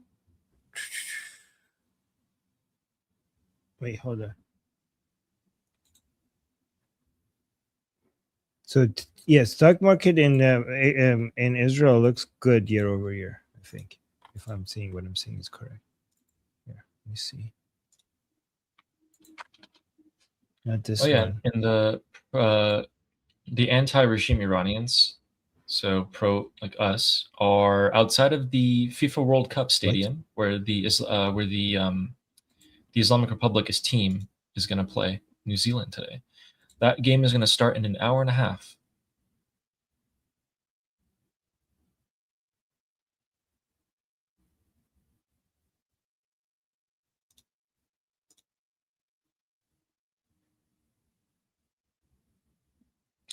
I'm going to watch it. Oh, really? I Yeah, I'm haven't gonna watched watch it. sports for the longest time ever. I want to watch it because I want New Zealand to win. I hope New Zealand wins.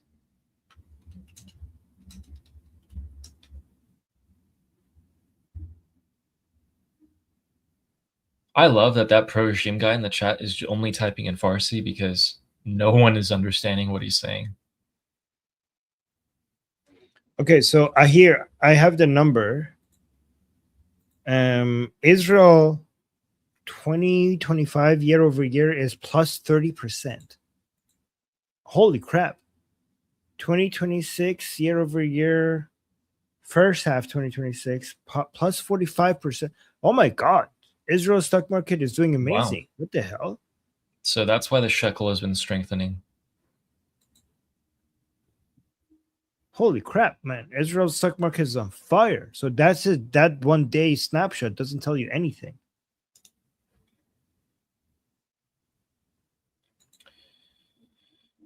Yeah.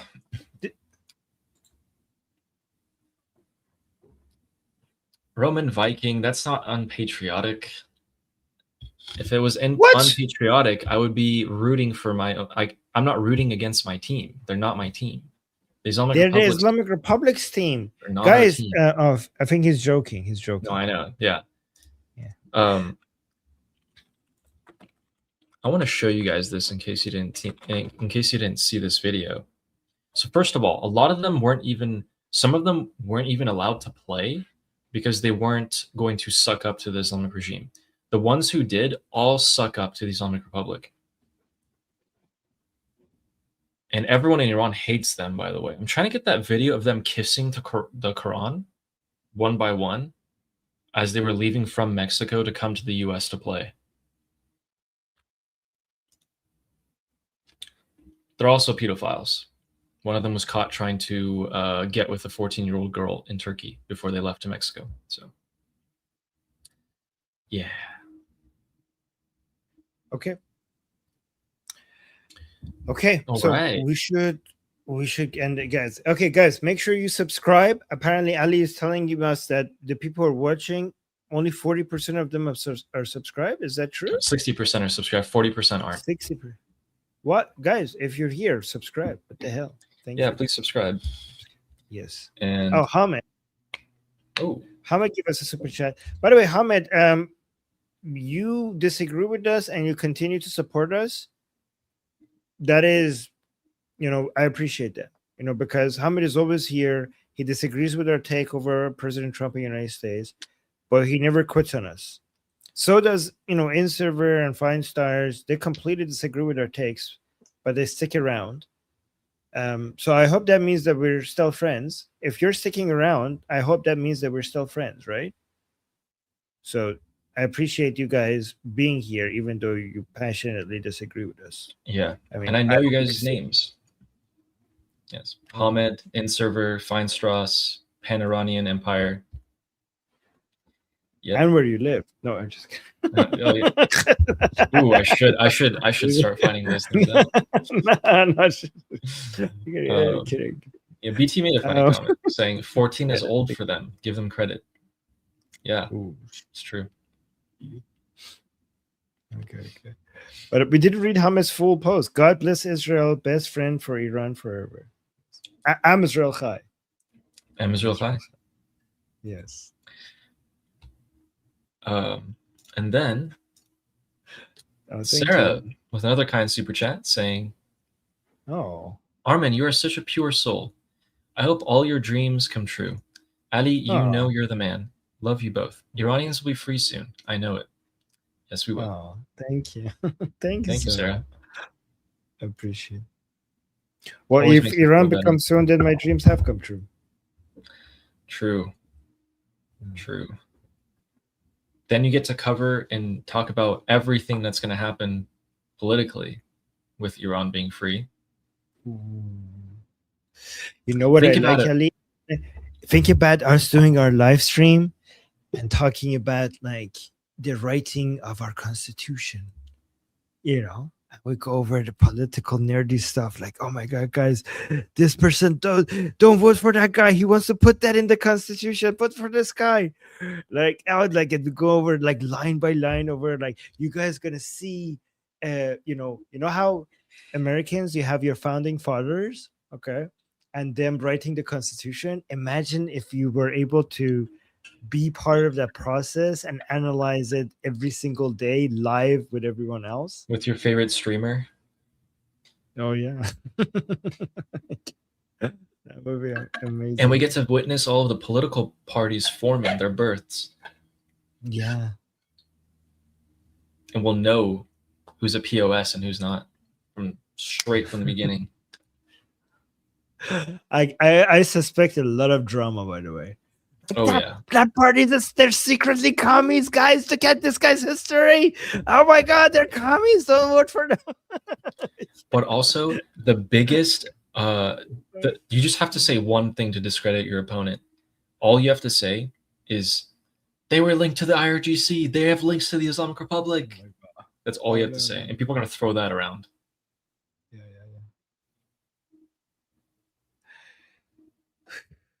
Okay. All right, guys. Let's go. All right. Hopefully soon. Guys, so Ali and I are going to go. We're going to be with you again same time tomorrow. So make sure you subscribe and hit the bell notification so when we do go live, you see that we are live. And yeah, until the next show, I'm Israel Chai, Slava Ukrainian, Cuba Libre, Long live America, Javisha, Payande, Iran. See you guys same time tomorrow.